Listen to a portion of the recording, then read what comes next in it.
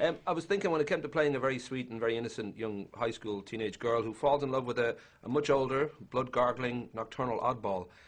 Did you talk to Evan Rachel Wood maybe about how this feels? Because I would think there's a certain degree of crossover there for you. Aw. No, man. I hope she sees this interview. So do I. Yeah.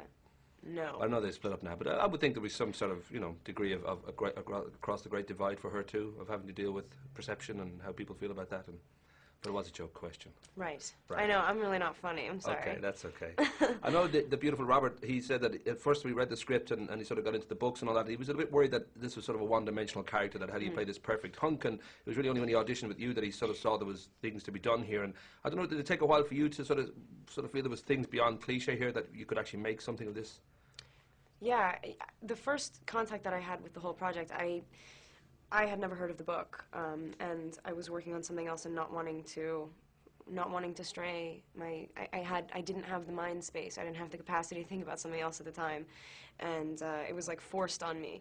And so I was like, no, seriously, I don't have time. And so they gave me a synopsis of the thing, and it was terrible. It was like, in a sentence, it does sound very trite and shallow. 17-year-old girl like falls head over heels, like wants to die for this perfect being. It's like very ideological and far-fetched, and I was just like, nope. But I read the script and seriously begged for the audition, because I told them already, and then I called back and I was like, no, please, can I audition for this? And it's definitely, I mean, at least for Rob, he plays a character who's supposed to be perfect, but he's very flawed. I mean, he's 108 years old. He's lived forever alone and sort of hating himself.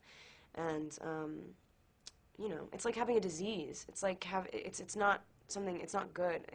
On the surface, it's something very different. But when you get down to it, it's like quite a hard, strained love story. So.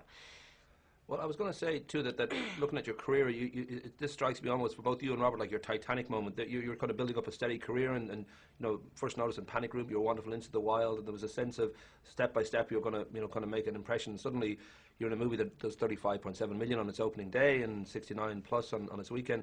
And is that something that I don't know if you're entirely comfortable with that, because it does bring those wonderful questions like, what's it like to date the hottest vampire in the world? All this sort of stuff comes at you.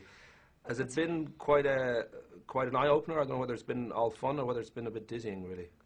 Yeah, it's been a little dizzying. It's a good way to put it. I'm also, like, entirely disconnected from it. I've already done... What really drives me crazy is when I'm working. It's like I'm a nutcase when I'm working on something. Like, I can't think about anything else. I have, like, total tunnel vision, and thankfully I wasn't aware of it while that process was happening. It all happened afterwards, so it was like, well, thankfully that job is done, because I would have gone mad. So, yeah, I'm not very good at this. I can't, usually, it's easier, actually, when you leave the United States, because people ask you questions and then they want to hear your answers. But in the States, it's sort of like, so what is it like kissing a vampire? It's like, well, come on, man, I don't know. Never done it. I'm too serious. Like, I'm very, like, logical. I don't have, like, the mind that, like, jokes around. I just start, like, offending people when I start joking, and then I don't want to do that. So. Same here. Yeah. Obviously, my first question was almost offensive to you. Right. Yeah. But this notion that your mom's a script supervisor, your dad works for TV, he's a producer, and you're born in LA, and I don't know whether there was a kind of part of you, and you said you were kind of a loner growing up, whether this life was pretty much a given. I don't know whether you ever thought, maybe I'll become a plumber. Was it always going to be this, do you think, or? No, actually, like, in the beginning it was pretty arbitrary. I fell into going to auditions, and I was, like, turned away vehemently from all, like, the kiddie shows and stuff, because I was too serious and not funny. And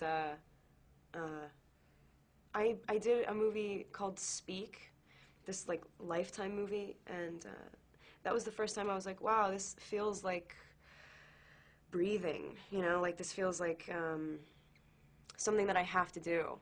And so I kept doing it. It's good that I started young, too, because I think if I started at any older age, I wouldn't have been able to get past, like, insecurities, and I would have thought about it too much. And do you feel comfortable now, though? Because it seems even there's success there and there's recognition and good kind of critical response, and so you're happy. Yeah, I mean, I'm happy that people seem to like the movie. I mean, at least the critics like the movie. Yeah, I'm happy. Rock and roll. I'm giving the friendly finger to wrap up. Oh, okay. Very nice to talk to you, dear. Yeah, same here. Thanks. Have you got a bit of time? You're just probably shut